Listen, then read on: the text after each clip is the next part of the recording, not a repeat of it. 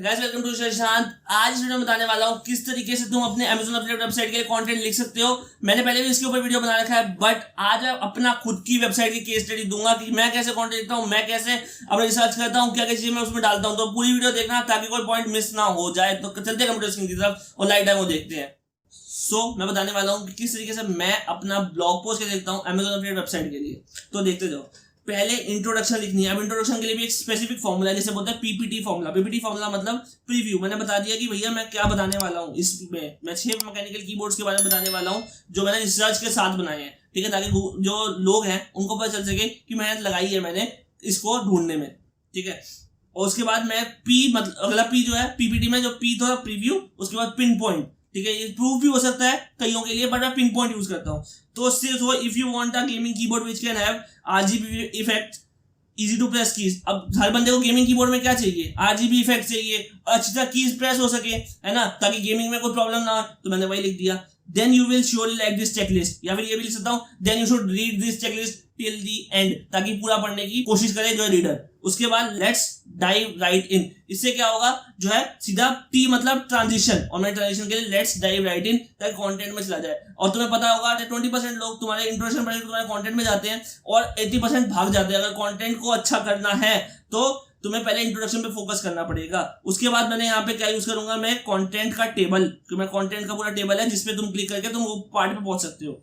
उसके बाद मैं पहले यूज करूंगा if you are in hurry check it out. अब यहाँ पे या तो मैं सिंगल प्रोडक्ट को लिस्ट कर दूंगा कि मेरा ये फेवरेट है, मैं इसको रिकमेंड करता हूँ, तुम ये परचेज कर सकते हो और बहुत अच्छा कीबोर्ड है, ठीक है। या फिर मैं एक टेबल लिखूंगा, उसके अंदर मैं बता दूंगा कि मेरा चॉइस क्या है, ठीक है। जो नाम लिखते हो टेबल में उसके साथ तुम क्या लिख सकते हो, माय चॉइस, जिससे पता चलेगा कि हाँ भाई ये बंदा इसको प्रमोट करे ज्यादातर, और उससे क्लिक हो जाएगी। अगर तुम ज्यादा एक साथ ही प्रमोट करने लग जाओगे सारे कीबोर्ड्स, तो क्या होगा, लोगों को समझ जाएगा कौन सा खरीदे और तुम्हें वो ऐसे ही भाग जाएंगे, तो तुम्हें कोई सेल नहीं होगी।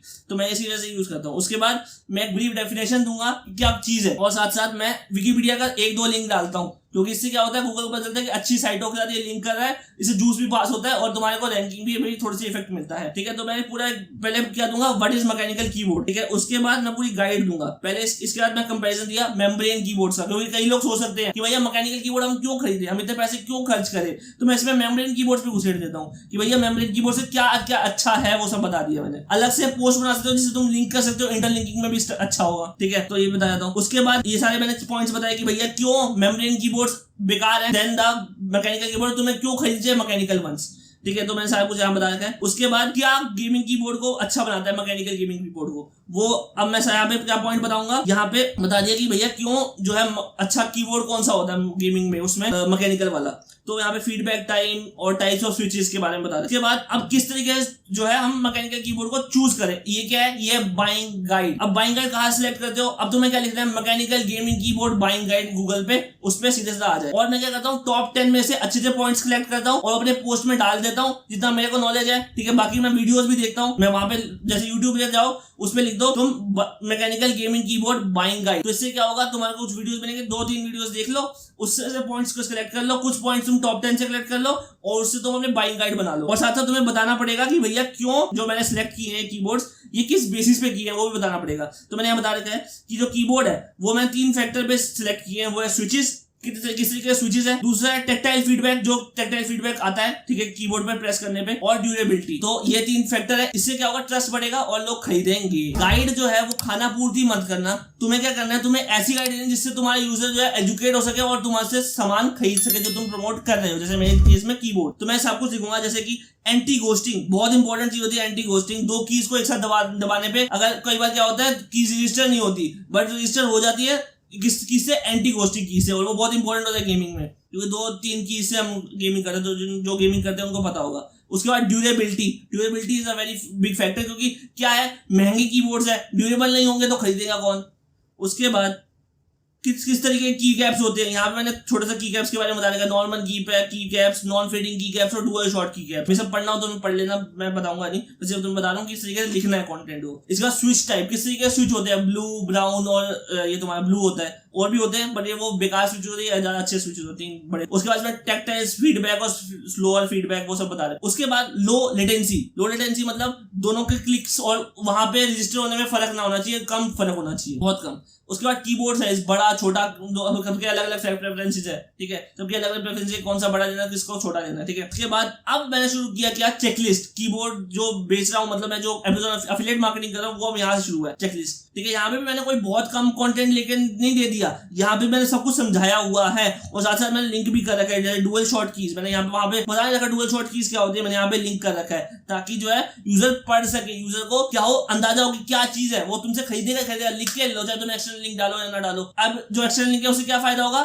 जो तुम्हारा रीडर है वो एजुकेट हो जाएगा, एजुकेट से क्या होगा, तुमसे खरीदने के इंटेंट बढ़ जाएगा उसका, ठीक है। तो यहाँ पे भी बहुत कुछ लिखना है। उसके बाद तुम्हें ये लिखना, अब फीचर्स लिखना बंद कर दो, फीचर्स लिखना गलत है, जो कि तुम सीधा टेप देते थे Amazon से, उससे क्या होगा, कॉपी कंटेंट हो जाएगा, तुम गूगल से बाहर। अब मैं कंटेंट बताता हूँ कैसे लिखता हूँ। पहले मैं क्या लिखता हूँ, इसके बारे में रिव्यूज देखता हूँ, किस पे, गूगल पे। गूगल के साथ मैं यूट्यूब के रिव्यूज भी देखता हूँ इसके ऊपर, ठीक है। और उससे मैं क्या करता हूँ, पॉइंट सिलेक्ट करता हूँ और सीधा पॉइंट यहाँ पे अपने लैंग्वेज में डाल देता हूँ, ठीक है। वहां पे जो है यूट्यूब है उस पर डिटेल्ड गाइड ज्यादा होती है एज कम्पेयर टू, मुझे पढ़ना ज्यादा पसंद नहीं है, ठीक है, बट मैं यूट्यूब वीडियो ज्यादा देखता हूँ, इसी वजह से मैं क्रिएट भी करता हूँ। मुझे पता है जो मेरे ज्यादा से ज्यादा यूजर्स है वो जो है यूट्यूब पे है, तो इस वजह से यूट्यूब पे कंटेंट भी क्रिएट, तो यूट्यूब का ज्यादा से ज्यादा देखो। क्यों? क्योंकि उसमें ज्यादा डिटेल गाइड है, तो उसमें तुम लिख सकते हो, ठीक है। उसके बाद तुम ब्लॉग्स पढ़ लो, उससे कंटेंट लिखा जाएगा, क्योंकि इससे क्या होगा, कॉपी कंटेंट नहीं होगा, तुम एक जगह से कॉपी नहीं करे, तुम्हें समझ रहे हो और अपने वर्ड्स पे लिख रहे हो, ठीक है। इससे आसान भी होगा, जो न्यूबीज है वो आसानी से लिख भी पाएंगे, जिनको जीरो नॉलेज है, ठीक है, इस फील्ड में जो तुम कंटेंट लिख रहे हो। उसके बाद प्रोज एंड कॉन्स कहां से देखोगे, तुम रिव्यू में जाओ, जो है पूरा पहला पेज देख लो 5 स्टार वाले रेटिंग्स का, एक पूरा पेज देख लो 4 स्टार वाले रेटिंग का,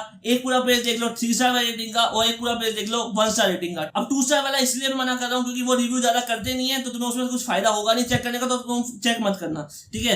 अब जो प्रोज दिखे हैं वो सब, और एक बात जरूर ध्यान रखना, प्रोज लिख रहे हो तो कॉन्स भी लिखो। मैं कंटेंट के अंदर अपने प्रोज और कॉन्स पूरे लिखता हूं। तुम्हें कोई चीज भेजनी है, इसका मतलब ये नहीं है कि तुम उसके सब अच्छी चीज बताओगे, तुम बायस नहीं हो सकते, ठीक है। वो कहीं और से जाके पढ़ के यूजर जो है तुमसे चीज खरीदेगा नहीं, बट अगर तुम अच्छी कंटेंट दोगे, यहाँ पे सब कुछ एजुकेट कर दोगे, प्रोज और कॉन्स सब कुछ बताओगे, तो वो यहीं से खरीद के जाएगा, मैं तुम्हें गारंटी दे सकता हूँ, ठीक है। तो प्रोज एंड कॉन्स पूरा बताओ, कोई भी बायस रिव्यू मत करना। अब प्रोज एंड कॉन्स लिखने के बाद तुम्हें क्या देना है, यहाँ पे CTA देना है, क्लिक थ्रू एक्शन, ठीक है। क्लिक थ्रू एक्शन मतलब जिसमें तुम्हें जो Amazon का लिंक देना है, ताकि तुम्हारा वहां सेल हो और तुम क्या कर सको, उससे अर्निंग कर सको। यहाँ पे कई लोग बोलते हैं कि तुम्हें जो है सिंगल लिंक देना चाहिए, ठीक है, जो तुम्हें टेक्स्ट लिंक होता है उसको देना चाहिए। मैं बताता हूँ टेक्स्ट लिंक कहाँ देना है। टेक्स्ट लिंक देना है यहाँ पे, जो तुम्हारी फोटो है उसके जस्ट नीचे अगर तुम लिंक दोगे, तो अगर किसी ने पढ़ना भी नहीं है तो वहां से वो क्लिक करके सीधा पहुंच के वो कहां से खरीद लेगा और तुम्हें सेल्स हो जाएगी। तो यहाँ पे तुमने टेक्स्ट लिंक देना है। यहाँ पे गलती से भी मैंने कई वेबसाइट देखी जो फोटो के नीचे सीधा बटन दे देती है, वो गलत है, वो अच्छा नहीं लगता। बट अगर तुम एक टेक्स्ट लिंक दोगे बहुत ज्यादा अच्छा लगता है एज कम्पेयर टू जो CTA बटन। तो बटन कहाँ देना है, बटन एंड में दे दो, ठीक है, प्रोज एंड कॉन्स के बाद। तो यहाँ से अगर रिव्यू पढ़ के देना है, क्लिक करना है, तो यहाँ पे क्लिक कर सकते हो। यहाँ पे टेक्स्ट बटन अच्छा लगता है, टेक्स्ट के ऊपर टेक्स्ट अच्छा नहीं लगता। तो ये हो गया मेरा पूरी वेबसाइट का एनालिसिस, जैसे कैसे मैं कंटेंट लिखता हूँ। जो मैं कंटेंट लिखता हूँ वो होता है यूट्यूब से, ठीक है, और जो ब्लॉग्स पढ़ के जो गाइड है वो यूट्यूब ब्लॉग से। मैंने इंट्रोडक्शन बता दिया पूरा, ठीक है। उसके बाद मैंने बता दिया कहाँ CTA डालना है, किस तरीके से तुम्हें मैक्सिमम ऑप्टिमाइजेशन। और एक ऑप्टिमाइजेशन का टेक्निक बता देता हूँ कि यहाँ पे जो ये फोटो है इसके ऊपर भी लिंक डाल सकते हो अगर तुम्हारी मर्जी हो, ठीक है, तो वो भी अच्छा जो है कन्वर्जन बढ़ा देता है। तो इसके बाद लास्ट में क्या लिखना है, बॉटम लाइन। यहाँ पे तुम क्वेश्चन पूछ सकते हो, जैसे मैंने यहाँ पूछा है कि तुम्हें अच्छा लगा ये आर्टिकल, उसके बाद मुझे बताओ कि तुम कौन सा परचेज करो। इससे क्या होगा, उनको याद आ जाएगा कि भैया परचेज करना है मुझे। अगर उनको मतलब सेटिस्फाइड है तुम्हारी रिव्यू से तो परचेज कर लेंगे, और तुम्हें बता भी देंगे कि मैंने हाँ भाई मैंने ये परचेज कर लिया है। तुम्हें क्या होगा, सेल्स का बेनिफिट। तो ये भी एक बहुत इंपॉर्टेंट है। उसके बाद तुम्हें अपने और ब्लॉग पोस्ट देने, ताकि अगर कोई चीज खरीद के नहीं जा रहा, अगर तुम एडसेंस यूज करो तो पेज यूज भी तो बढ़ते रहे, जिससे यहाँ से पेज यूज बढ़ जाएंगे, ठीक है, इंप्रेशंस भी बढ़ेंगे और पेज यूज भी बढ़ जाएंगे, तो इससे तुम्हें फायदा होगा। तो यहाँ पे तुम्हें लिंक देना, चेक आउट दीज आर्टिकल्स। और ये हेडिंग नहीं है, ये टेक्स्ट है, ये पैराग्राफ है, याद रखना, हेडिंग बहुत खराब कर देगी। तो यहाँ पे तुम्हें एक हेडिंग देनी है, ठीक है, ये कौन सा है, ये पैराग्राफ की हेडिंग। उसके बाद तुम्हें ये सब अपना लिंक देना है डॉट मोड में, लिस्ट में, ठीक है। अगर ये वीडियो अच्छा लगा हो तो लाइक शेयर सब्सक्राइब करके जाना। और अगर ऐसा प्रीमियम कंटेंट और चाहिए तो मुझे लाइक चाहिए, 10 लाइक कर दो, और मैं ऐसा प्रीमियम कंटेंट आगे भी कंटिन्यू रखूंगा और अपने सीक्रेट्स रिवील कर दूंगा, ठीक है। तो और शेयर जरूर करके जाना ताकि तुम्हारे दोस्तों को भी बेनिफिट मिल सके इससे, ठीक है।